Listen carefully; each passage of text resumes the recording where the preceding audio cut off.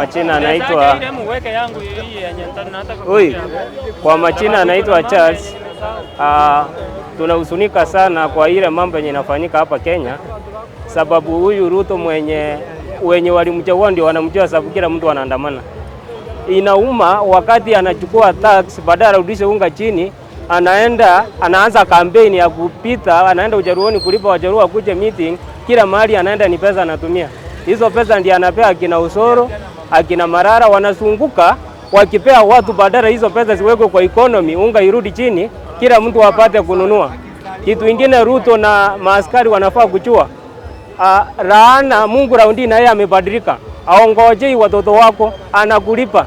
Venye unaua, kama ni askari aliua mtu, hata itaenda kwa watoto wake hizo laana.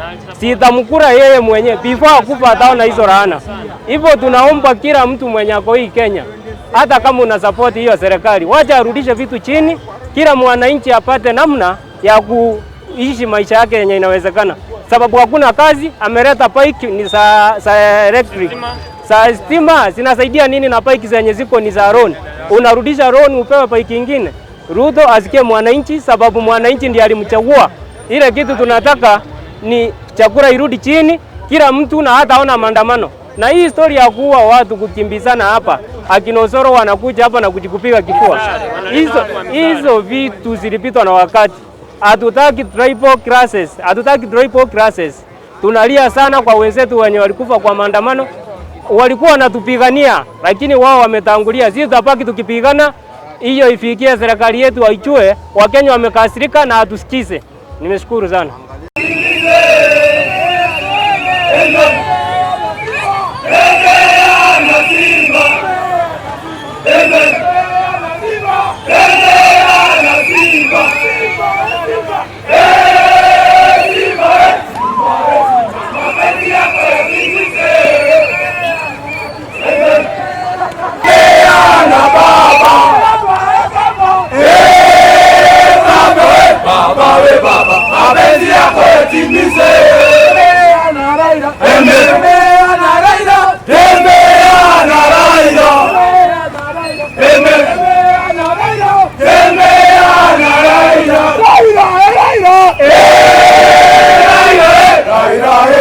Mapenzi yako yatimizwe.